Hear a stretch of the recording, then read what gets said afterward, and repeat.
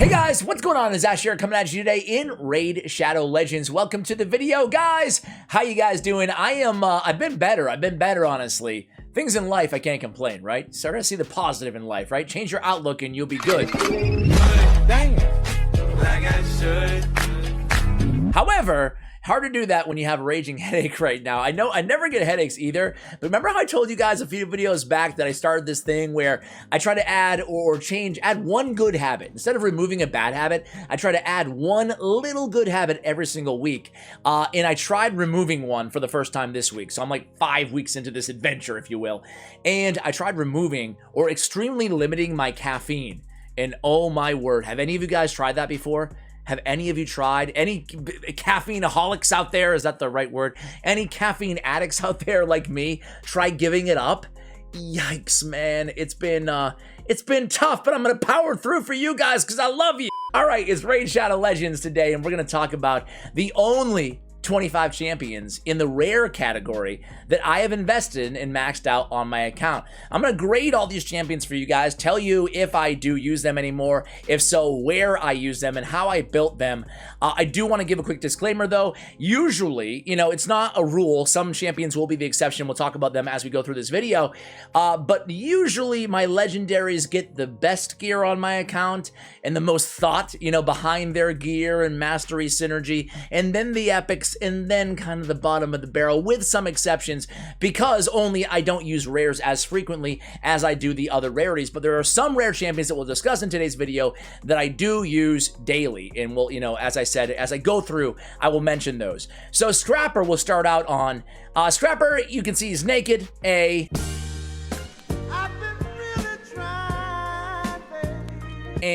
he's naked. He has no artifacts except for a weapon, which is pretty apropos when you look at his image here, right?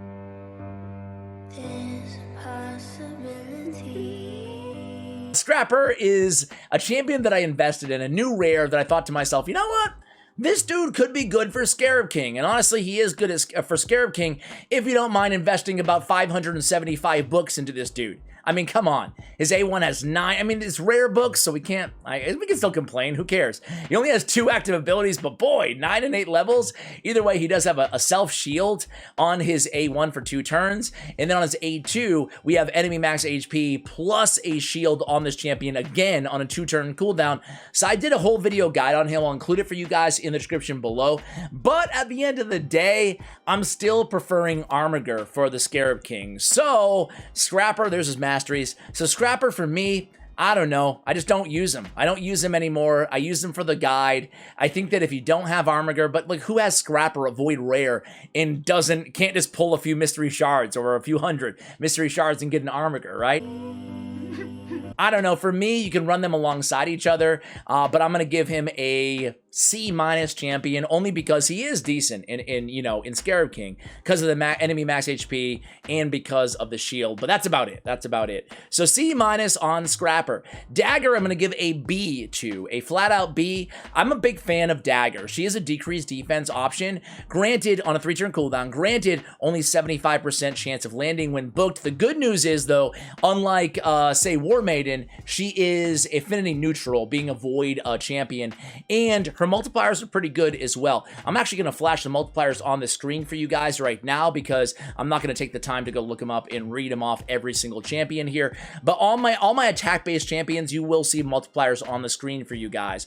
So she has a 2-time hitter on the A1. It's really all about this A2, a 3-turn cooldown with decreased defense. And then she has a attack 1 enemy with decreased attack, which is not bad actually, especially for bosses, right? So she has the big version of decreased attack. Again, though, it's on a 75% land rate, not 100%. So not as consistent as one would like from our debuffers, but still, you know, she's one of the 25 champions I invested in. I think that you can do a lot worse when it comes to debuffers in the rare category. I will say, though, her defense is incredibly low along with her HP, so she doesn't scale very well into the end game. That's the downside of Dagger. This is her maxed out SAS, 12k and 793. Oof. Her speed isn't bad, her attack isn't bad, but man, the rest leaves a lot to be desired. So we'll give her a B, maybe even B minus, honestly, on Dagger. I like her, but you know, it's tough to run her in the end game. It's tough to use her even in end game faction wars. Cazardi, however, is a really cool champion.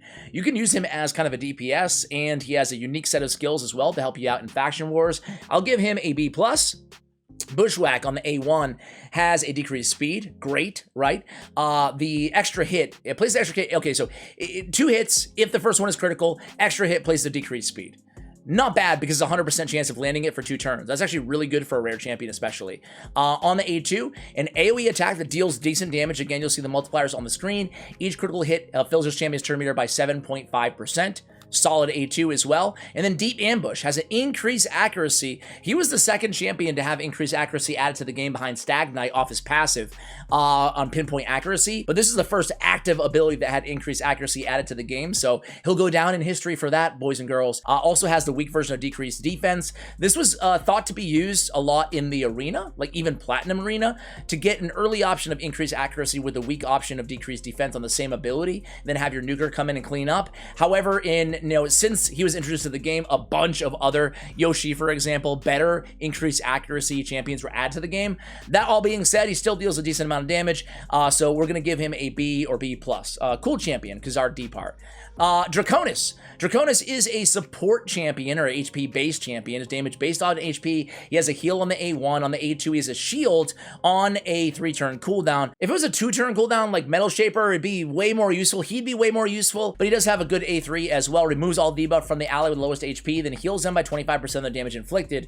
Again, not a bad support champion for Faction Wars Sacred Order. You can run him all the way to the end game, or you can run him in the early mid game, I guess, in progression in dungeons. Overall, I'll give him a C+, maybe B-, depending on, how harsh you want to grade these champions. But he does taper off a bit when you get towards the end game as well. Again, for an HP-based champion, pretty low HP at 17k, and defense not too high either at 925. That's the issue with a lot of these rare champions. So again, maybe C+, I guess. Dilgo. Dilgo is a interesting dwarf. Again, can put out some serious damage. Can be fun in a stun set. Guys, this is bullshit. Normally, I would have him in a stun set, so ignore the resistance gear that I have on him in today's video. Again, kind of hand-me-downs here that we're dealing with. Has a decreased speed on his A1. Okay, weak version. On his A2, attacks all enemies 2 times. This should trigger to you guys. Okay, a 2-time AoE on a 3-turn cooldown. Good option for a stun set, right? Give the double chance of 18% of landing that stun. Thank you very much. Also has a decreased accuracy and puts out some decent damage as well. Again, the multipliers are pretty solid. Granted, this one's pretty low on the A2, but is a 2-time hitter. Big Game Hunter, though, attacks one enemy 3 times. Each hit has a 40, make it 50, 60, 70, 65% chance of placing a decreased defense for 2 turns. So, not too bad, right? I'd love to see that 100% chance, but as each hit has an independent, 65% chance at landing that, so you should always get it there. The big version of decreased defense. Good for bosses, right? And then he has that A2 that can come in and kind of CC or control with that stun set on waves. Overall, I'd give him a B-. I don't think he's a game changer in, by any stretch of the imagination, but he's one of the better rares. Maybe even a flat-out B. We'll give him a flat-out B because, especially in the mid-game and, again, in Faction Wars, he can help you out a lot. He's a cool champion, right? All right, next up is going to be Relic Retender. I'm just going to cut to the chase, guys. She's an A+. She is my favorite rare champion in the game. I think that she is incredible support pretty much anywhere in the game because she's a support champion with a neutral affinity being void. Yeah, you don't get much better than that. Say thank you. Thank you for mercy. Thank you for understanding. Thank you for wisdom. Relic Retender, I love her. I run her in Relentless gear. I don't even have her her gauntlets fully maxed here. I guess I don't really need them to be, even though I do run her in the end game. I run her on some Doom Tower teams against Nether Spider. Nice to have that cleanse on her A2. She has the decreased attack on her A1, big version. And again, the cleanse and the continuous heal in a Relentless set. Nice synergy there, guys, because she's taking more turns, ergo decreasing the cooldown of her A2, and even adding more value and more heals and more revives too if you need it, right? She has a revive on a 5-turn cooldown as a rare champion. That is pretty much status quo. I think there's only one champion, Grinner maybe, who has a 4-turn cooldown. Correct me if I'm wrong there on rare champions in the game. But either way, a reviver who has an insane A2. Thank you very much. That's all you need need sometimes from a great support champion. So I built her out to be pretty fast and relentless gear so she can get extra turns to do more healing and reviving and cleansing. Painkeeper up next. Painkeeper used to be, and she's kind of naked on the chest there.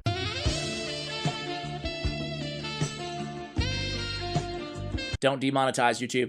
So she has an A1 that fills her own turn meter by 10%.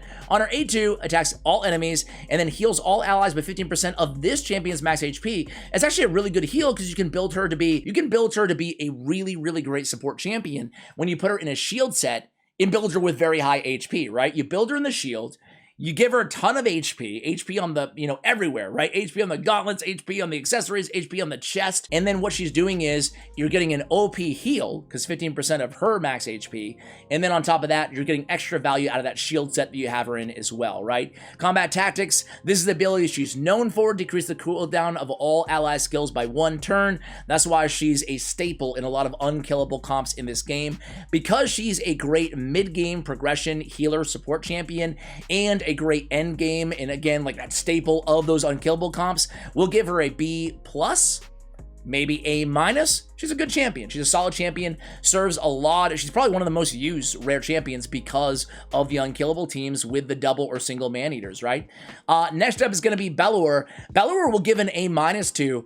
He's unique in the sense that he's bringing a bunch of debuffs, block active skills, decrease speed, decrease attack, and decrease defense, both the small versions, to the table, plus 3 AoE attacks. So you can build him out to be a DPS. He can be a campaign farmer. He can help you out in faction wars. I use him on my main faction wars team, and I use him over Gurgo the Augur, who's a legendary void champion, because Bellower still puts out more damage because you're just hitting with an AoE every single time. So Bellower is a really good champion, run him in the end game. Even these debuffs, they can be underrated because they're the weak version, decrease speed, whatever, block active skills, there is no, strong or weak version. And then the weak version, decrease attack and decrease defense.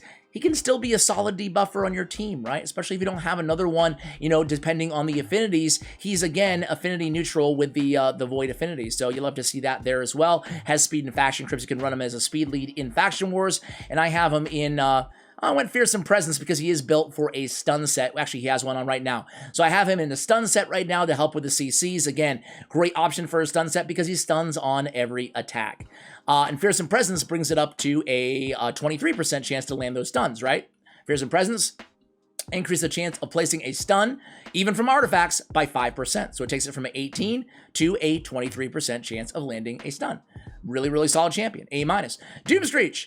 Dude, I feel like we got to give him a B+, even though I don't use him anymore. I don't use him. But man, this Warning Screech ability is in a league of its own when it comes to support or increased defense on a rare champion, guys. Granted, he is still a void champion, but fills his champion's fills a turn meter, of all allies by 30%. That is, Seeker-esque, right? On a 3-turn cooldown. Just doesn't have the grants an extra turn, right? Places an increased defense on all allies for 2 turns. So we're getting increased defense on a 2-turn on a 3-turn cooldown for 2 turns. The only other champion that has that in the rare category, I think, is Marked. So solid, right? And then has Shelter. It's an AoE attack. It's damage based on HP. And check it out. He has a ton of HP for a rare champion. 20k base HP. He's easy to stack on more HP, and you can see the chest isn't even fully upgraded there. So yeah, he's a really cool champion. We'll give him like a B+, I guess. Did I already say that? Anyway, Coldheart number 1 and Coldheart number 2. We'll do them together. I have one in Destroy gear to help me out on Scarab King, and one just regular. Coldheart is an A+ champion because she's one alongside Allure. She's really an amazing champion for Fire Knight, right? And I have her in a unique build. I did a video on this build on Coldheart. I have her in a Reflex set. And what I do is I go in with the AI customizer. This is for Fire Knight specifically, right? But I guess you could use it against any boss that you want to manipulate turn meter on. On the A2, I don't have her use it. I don't want her to use her A2 or her Art of Pain, even though it's her best multiplier, depending on the enemy max HP, but the best multiplier, but still, it's okay. I have Seer or whoever on my team to bleed away at the dungeon waves. So Coldheart comes in, and she has Reflex, the only skill that's ever going to be on cooldown that, again, has a 40% chance to reduce that random skill cooldown is going to be Heartseeker, which is on a 4-turn cooldown. So now every turn I have a 40% chance of reducing the cooldown of that skill. It's not going to reduce the cooldown of Art of Pain because it's not off cooldown. She's not using it, you know? So I really love using this build for Fire Knight. She's a Fire Knight machine. She's one of the best champions for Spider 20, which is still a great place to farm your silver or your artifacts.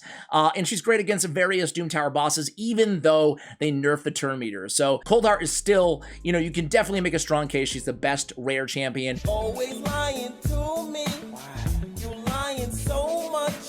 Or a Kit most legendary-esque out of every rare champion in the game. She would be my second favorite rare champion in the game, and I like to go with Flawless Execution, getting that extra crit damage off of my enemy max HP champion. Same thing with her, like Royal Guard, same thing for Husk, getting more damage off of their enemy max HP ability because it scales off of enemy max HP, so that 20% extra crit damage can really go a long way. Nothing wrong with going again on either Giant Slayer, because she's a 4-time hitter on her A1, or Helm Smasher as well on her if you do want to use that A2 and get extra damage against dungeon waves or against Doom Tower waves. Again, the second one, the only difference here on this Coldheart is I have Destroy, and notice my accuracy on my Coldhearts, guys, nice and high, and make sure it's effective against Doom Tower bosses, over 300 on both. But yeah, she's a beast. War Maiden is half naked, and she's half naked. Just like Scrapper, we should have a War Maiden Scrapper wedding, ladies and gentlemen. You're all invited.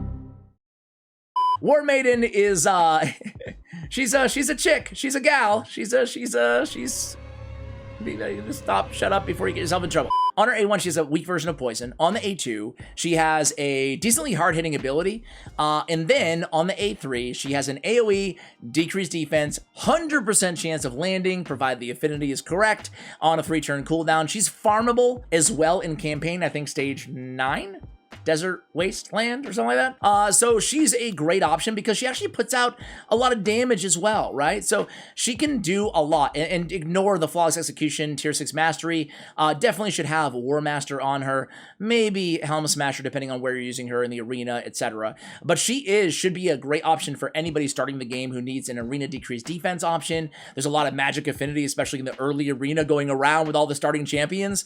So you can get a lot of value out of her in the mid game as well. So I like War Maiden. I'm going to give her an A-, especially because she's totally free. Anybody can have her. Anybody can use her. She has decent multipliers on her kit. She can put out damage, right? She has a weak version of Poison, which isn't bad to have. It's a nice addition to her kit. It's not a game changer, but good for clan boss, good for early dungeon as well, or dragon, excuse me. So War Maiden is a solid champion. I don't use her anymore because I have better options, but you know, I did use her for a while. I use her on my free-to-play as well. Veer the Alchemage, man, this guy's in my head, man. He's in my head. I made a guide on him a long time ago. I talked about this. I'll keep it short because I've talked about this a lot, right? But Veer the Alchemage, I made a guide on him, and I think I was a little bit too high on him. He has a Poison on the A1, strong version. On the A2, an AoE, decrease attack. And then we have a decreased speed as well, weak version. For 1 turn on targets under Poison. This is on a 3-turn AoE. On the A3, it's a 4-turn cooldown, fills champion's turn meters by 15%, heals all allies by 15% of this champion's max HP. So I guess if you build him with a lot of HP, it doesn't scale very well. It's just shy of 17k total. I guess you build him with a lot of HP. I had him in lifesteal at one point. He deals decent damage too. I mean, he has this AoE on a 3-turn cooldown. He has decreased attack, decreased speed if they're under Poison. So I guess you pair him with a Poison damage dealer. I'm going to give him a B-. I think you can graduate to better options here, because what is he really bringing to the table, right? Well, you get the weak version of some debuffs. You got an all-right heal in a decent / all-right / whatever turn meter fill. I feel like you can just get better once you've been playing this game for a little bit of time. Even champions like that bring increased speed, like High Katoon, it's tough to compare them directly to a Veer the Alchemage, but I just feel like he's great on paper. And then I didn't invest on him on my free-to-play because I thought to myself, I can do better than this, you know, even though he's not a bad champion. So C+, B-, I think is fair. Same thing with Graveshield Killer. I'll give her a C-. Not a bad champion, but she really needs to be paired with a Frozen Banshee, we'll talk about in a second here. She has a Poison, strong version, 50% chance, which is good on the A1. On the A2, attacks 1 enemy, has a 100% chance of placing a decreased defense, weak version. Has a 100% chance of placing the big version if the target is under a Poison debuff. Okay. Good for clan boss, right? And then the A3 attacks one enemy 2 times. Each hit places a 2.5% poison debuff for 2 turns. If they're under poison sensitivity, that's where the synergy of Frozen Banshee comes into play. We're placing the big version on each hit, which is really solid. So again, with the poison sensitivity or Frozen Banshee, I mean, either or, same thing in this scenario, she's good, especially for clan boss, right? But other than that, if you don't have a poison, layer on your team, you're getting the weak version of decreased defense and, poison, a 50-50 poison on the A1. So she's predicated on having the right team around her. But with that said, Graveshell Killer mixed with Frozen Banshee, who's going to be an A, just a flat out A. Not plus, not minus. We'll give her an A. She's a great champion. One of the better champions, rare champions added as an expansion champion, not a legacy to the game. She was one of the first, if not the first. I think she was the first champion ever to be added to the game with poison sensitivity in her kit. So she has the poison sensitivity on a 3-turn cooldown for 2 turns on her A3. That's what makes her so amazing for clan boss. She also has fills the turn meter of all allies by 2% for each debuff on the target on her A2. And on the A1, she has a poison, the big version, if the target is under that poison sensitivity debuff. So she can put out a lot of damage and she can help a lot with that poison sensitivity. Again, she's a really, really good champion, guys. Frozen Banshee, solid. Diabolus is another farmable champion in campaign, and personally, I think she's the best farmable champion in Raid Shadow Legends. I'll give her an A-. She's fast, super fast, 110 speed. Low defense, not so bad on the HP. She's a support champion. Check out her kit, though. A1, she has a sleep. A2, an AoE with increased speed, big version on all allies for 2 turns. Step aside, Apothecary. Not really. I think Apothecary is better in a vacuum, but still, she's underrated in my opinion. Positive Charge is a mini Lysandra A3 built right in. Fills the turn meter of all allies by 15%, decrease the turn meter of all enemies by 15%. It depends on, comparing her to Apothecary, it depends on if you need heals or if you just want to AoE attack with the turn meter manipulation of enemies, right? You can make a case that she's better in some situations. She's a really good champion, guys. Don't sleep on Diabolus. She can help a lot of players out. I feel like sometimes we undervalue the free champions in this game because they're free, they're farmable, but she's the exception to that rule for sure. Kale will give him an A. I think Kale will give an A. He's my favorite starting champion because he has the poison, which can just last you longer in this game, right? The big version of poison and the small version on the A1 and this acid rain, which can make a very capable campaign farmer in the mid in early game. He's bringing a little bit more than any other starter to the game. Sometimes that triggers people like, Kale, Kale, Kale. Why are you always talking about Kale? Just my opinion. It doesn't change because they haven't changed these champions, right? So I'll show you the masteries I have on all these champions. I'm not going to spend a lot of time going over the starters. Aethel as well, Elhain, and Galek. So I'm going to give Kale an A. I'll give Aethel, Elhain, and Galek. Maybe Aethel and Elhain, I'll give a B+. And Galek, I'll give a B- too. Galek hits pretty hard. He can deal some damage, especially comparatively to the other champions. However, he's doing increased speed to himself. He has a decreased defense, which would be amazing, but it's on a 5-turn cooldown, and it's only a 40% chance of landing the weak version, and then we have a 40% chance of landing the strong version if the target has more than 2 debuffs. Way too conditional. I think that they could change. I think they should actually buff Galek, because I think he's the most underwhelming of the 3 starting champions. Elhain's a good arena nuker in the early game. Aethel's good for, say, Fire Knight. She's a 3-hitter on her A1, and she's actually surprisingly good as well for campaign farming, right? Because she has a grant an extra turn ability on her A3, which is nice. It can cycle into another Divine Blades. So I would say Aethel might even be, well, Aethel will be tied with Kale for the best campaign farmer because Kale has a turn meter fill in his A2 as well. Either way, I think Galek is the worst, but I think they're all solid champions. Graybeard is another campaign farmable champion here, coming down the home stretch, guys. Only 5 more to go. Graybeard, we're going to give him a yikes. Gonna give him a yikes. We'll give him a C+, C+. First of all, he's worth getting and building to 5 stars in my opinion, just for the aura.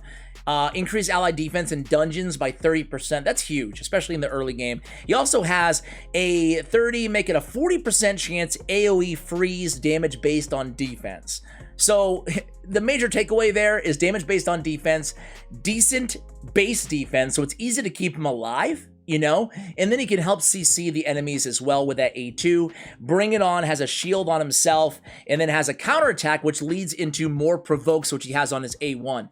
So a really, really nice kit synergy there. And again, he's free, he's farmable, he's a solid champion. He doesn't scale very well into the mid and end game, but for beginners, for early game players, I think you can totally make a case to bring him to 5 stars, fully ascended. Apothecary. Apothecary is an A, again, A+, I guess, is fair to say.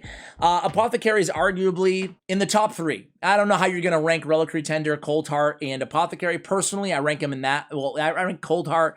Even though Relic is my favorite, I think that Coldheart is just, she's Coldheart, right? I go Coldheart. If I could only have one, and that's it for my account, I would go Coldheart, I would go Reliquary, then I would go Apothecary, but those are my top 3, personally. Who are your top 3 rares? He has a 3-hitter on his A1, great for Giant Slayer Mastery, as you guys can see. He has a heal on his A2 on a 2-turn cooldown. Heal can be critical as well, and then has an increased speed and fills a turn meter of all allies by 15%. So, I mean, what more do you want from a champion? Very, very good. And then has defense in dungeons by 21%. So that aura, again, is really, really solid on Apothecary. He's just, if you have Apothecary, you probably know. He's good, right? He's really good. If you have Apothecary, you probably use him, right? Unless you're end-to-end game. Really, really good champion. We have Soulbound Bowyer. I'm going to give her a B. She has an extra 25% chance of inflicting a critical hit on all of her abilities, which is really nice. I only have to build her a 75% crit rate. And then she has a 75% chance of fully depleting the target's turn meter, and that can be booked up to 100. So that's really, really solid on a 4-turn cooldown. For a rare champion at that, full turn meter depletion is not very common inside this game. It's very rare. But I'm bumching. So, masteries here, we went, well, by the way, more so than masteries, we went retribution on her, which I really like. But I love her in a retaliation set, guys. 35% chance or avenging to counterattack when hit, or it's a 45% chance to counterattack when hit with a critical attack on avenging. Either way, it's really good artifact set to put on her, guys, because she has an AoE on her A1 that deals decent damage, right? So I use Soulbound Bowyer for that secret room, Spirit Affinity rares only on Doom Tower Hard, and that's the reason I invested in the next 2 champions as well. So we'll give her a B.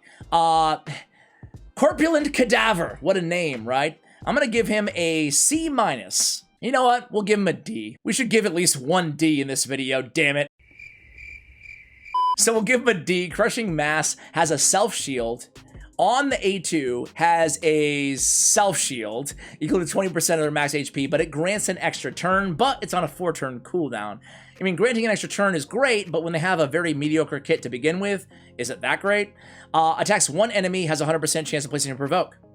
Well, there we go, guys. He has a provoke. He has a provoke and he's shielding himself. The reason I built this dude, you might be wondering, okay, so why do you build him? Well, A, because of the aura. Defense in all battles, I need him for the Spirit Affinity rare only champion in Doom Tower Hard, where everything is incredibly hard. So he's essentially going to be my aura lead, defense in all battles by 15%, and he's going to come in there and, shield himself, keep himself alive, and provoke enemies one at a time, right? That's the idea anyway. We haven't done the masteries on him yet, so that's going to help. Berserker also on the same team. I'm going to give Berserker a B, though, actually, to end out this video, because Berserker's really fun. He has decent damage multipliers. You can see them on the screen. And then on the A1, you might be saying, hey, decent damage multipliers. What about that A3? It's not crazy. Check this out. First of all, A2, grant an extra turn if the target is killed. Okay, cool. Sweep. Attacks all enemies 2 times. And will ignore 20% of each target's defense. Berserker is actually one of the better damage dealers for a rare champion in the game, and I have him in a stun set to help, again, keep the enemies stunned, keep them CC'd. Because of that, I had to make the tough decision. I really value that stun out of him on the double hitter more than the damage output. You guys might not be the same as me if you build him out, but I want that 23% times 2 on that A3 because it's 2 hits to really go off, to have a chance at proccing. So I went Fearsome Presence. Nothing wrong as well with going with Helm Smasher. He's already ignoring the defense of targets. What is it? Yeah, 20% chance of ignored defense. Might as well kind of parlay that with a Helm Smasher Mastery as well for you guys. So there we have it, guys. Those are the 25 rare champions that I've invested inside this game. Who are you surprised that it's not on this list? I'll tell you one right off the bat, Renegade. Renegade is on my list to max out forever now.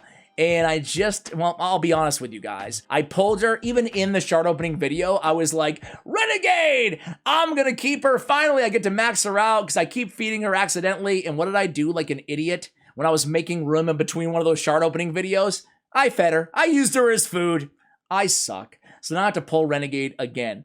There's a lot of good champions that I have not mentioned on this list, so don't take this as the authority of top 25 rare champions in the game. But with that said, don't forget to leave me your top 3 rare champions, if you could have any in the game, in the comments below. Thank you for watching, and as always, take care, guys.